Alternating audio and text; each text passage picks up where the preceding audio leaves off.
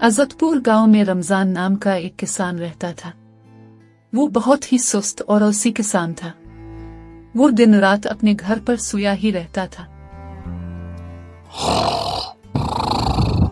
इसके आलसपन की वजह से इसकी बेगम उसे बहुत ज्यादा परेशान थी। इसकी बेगम सारा दिन अपने खेतों में काम करती और शाम को घर आकर खाना बनाती। एक दिन जब उसकी बेगम शाम को खेतों से फारिग हुई तो वो घर को लौटी। जब वो घर पहुंची तो इसने देखा कि रमजान सोया हुआ था और वो शेख चली के सपने देख रहा था। रमजान को देखकर इसको बहुत ज्यादा गुस्सा चढ़ा। वो खावंद की तरफ देखते हुए बोलती है, ओ जी अब तो उठ जाओ जी, कब तक सोते रहोगे। रमजान के कानों में जब आवाज पड़ती है तो वो फौरन उठकर बैठ जाता है। इतने अच्छे सपने देख रहा था, मुझे जग्गा क्यों दिया आपने? सपने ही देखते रहना काम तो तुमने करना नहीं है और ना ही तुम्हें शर्म आती है। कुछ तो शर्म करो। सारा दिन तुम्हारी बेगम खेतों में काम करती है और शाम को घर आकर तुम्हें भी खाना बनाकर खिलाती है, और तुम दिन रात शेख चली बने रहते हो। ऐसी बात नहीं है बेगम, अब देखना एक ना एक दिन हमारे दिन जरूर बदलेंगे। एक हफ्ते से बोल रही हूँ, लकड़ियाँ खत्म हो गई हैं। अब अगर तुम लकड़ियाँ लेकर नहीं आए तो मैंने खाना नहीं बनाना। देखती हूँ कि तुम खाली पेट कैसे खर्राटे लेकर सोते हो। ये कहकर बेगम घर के दूसरे कामों में लग जाती है। लगता है आज वाकई में मुझे खाना नहीं मिलेगा। मेरी बेगम आज बहुत ज्यादा गुस्से में है, मुझे लकड़ियाँ लानी ही पड़ेंगी। फिर रमजान लकड़ियाँ लेने के लिए घर से निकल पड़ता है और वो जंगल की तरफ चल पड़ता है। जंगल में पहुंचकर रमजान लकड़ियां काटनी शुरू कर देता है।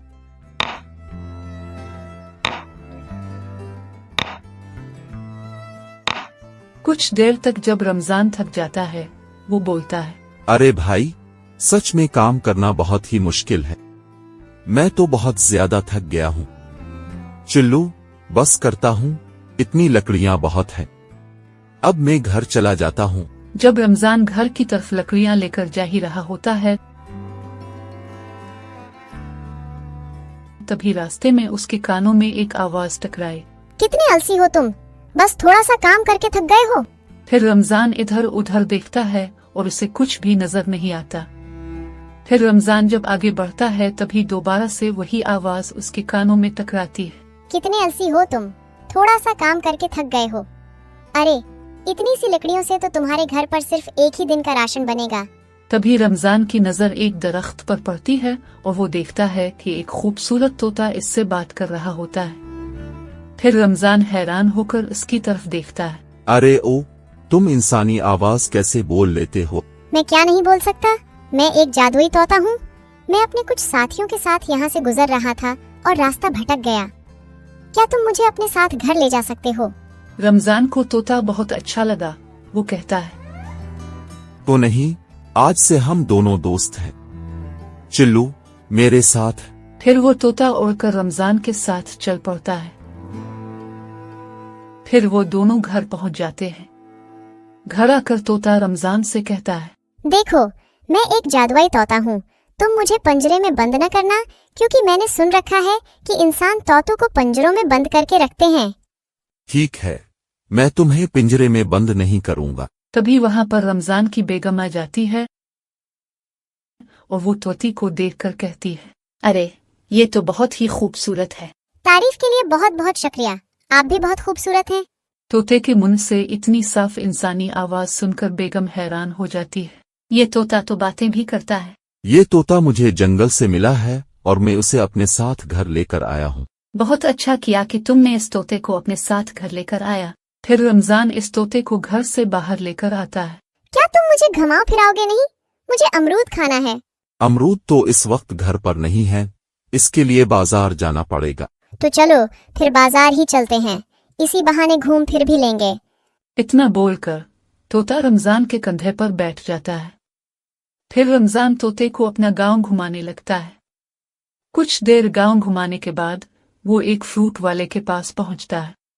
कैसे हो अकबर भाई? जी मैं बिल्कुल ठीक, और ये इतना खूबसूरत तोता कहाँ से लाए हो? रमजान के बोलने से पहले ही वो तोता बोल पड़ता है, मुझे ऐसे मत देखो, मैं सब जानता हूँ कि तुम्हारे दिमाग में अब क्या चल रहा है। तोते के मुंह से इंसानी आवाज सुनकर हैरानगी से वो रमजान और तोते की तरफ देखने लगता है। रमजान भाई, तुम्हारा तोता तो इतना अच्छा बोलता भी है। मेरी तरफ से ये एक तोहफा रख लो। इतना कहकर वो एक मीठा अमरूद रमजान को पकड़ा देता है।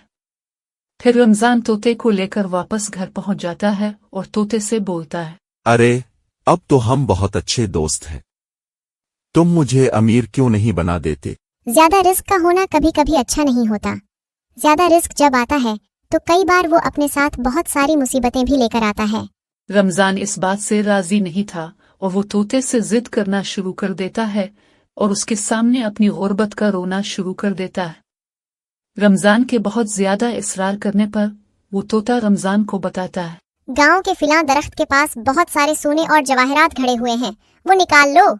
रमजान फौरन दौड़ता हुआ सीधा इस दरख्त के पास पहुंच जाता है और उसके आसपास जमीन में गड्ढा खोदने लगता है।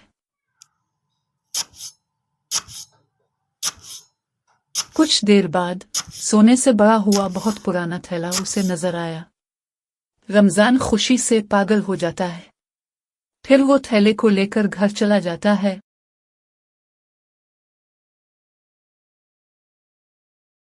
अपनी बेगम को दिखाकर कहता है, ये लो, सोने के सके, अब तुम भी काम करना छोड़ दो और रानियों की तरह जिंदगी गुजारो। अब हम अमीर हो गए हैं। नहीं जी, मुझे तो मेहनत करना ही अच्छा लगता है।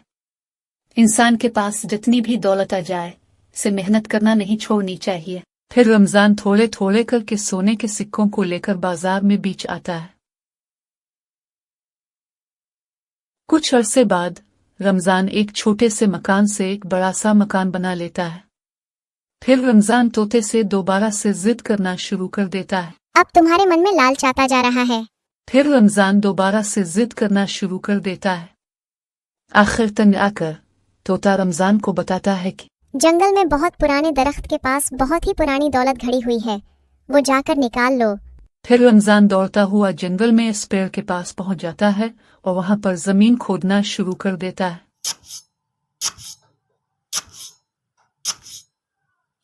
कुछ देर के बाद इस जमीन के नीचे से इसको दौलत मिल जाती है। फिर रमजान का बड़ा सा घर एक बड़ी सी कोठी में तब्दील हो जाता है। अब उसकी बेगम खेतों में काम करती है और रमजान सारा दिन घर पर ही सोया रहता है। कुछ दिन बाद रमजान की तबीयत बहुत ज्यादा खराब हो जाती है, जिससे इसकी बेगम बहुत ज्यादा परेशान हो जाती है और वो जब डॉक्टर को बुलाती है तो डॉक्टर उसे चेक करता है और कहता है, अपने सब्जियां उबाल कर खानी है, उसके अलावा मिर्चें, मीठा घी और तली हुई तमाम चीजें आपको मना है। आप क्या कह रहे हैं? अगर मैं इन चीजों को नहीं कहेगा तो मैं अपनी जिंदगी कैसे गुजारूंगा? हाँ, सुनो, दाल भी अबली हुई खानी है। ये कहकर डॉक्टर चला जाता है और जब वो चला जाता है तो तोता आता है और इससे कहता है, अब मेरा जाने का वक्त हो गया है, मेरे दोस्तों ने मुझे ढूंढ लिया है। मेरे जादू त्वती, क्या तुम मेरी सेहत ठीक कर सकते हो? नहीं, मैं तुम्हें ठीक नहीं कर सकता। मैंने तुम्हें समझाया था कि लालच न करो, तुमने बहुत ज्यादा लालच किया है। अब बख्तू इसका अंजाम। ये कहकर जादुई तोता वहां से चला जाता है। अब रमजान के पास सिवाय पछताने के कुछ भी नहीं बचा। अब इसके पास दौलत तो बहुत ज्यादा है, लेकिन वो अपने मनपसंद की कोई भी चीज नहीं खा सकता। उस कहानी से हमें ये सबक मिलता है कि इंसान को लालच नहीं करना चाहिए। लालच का नतीजा हमेशा बुरा होता है।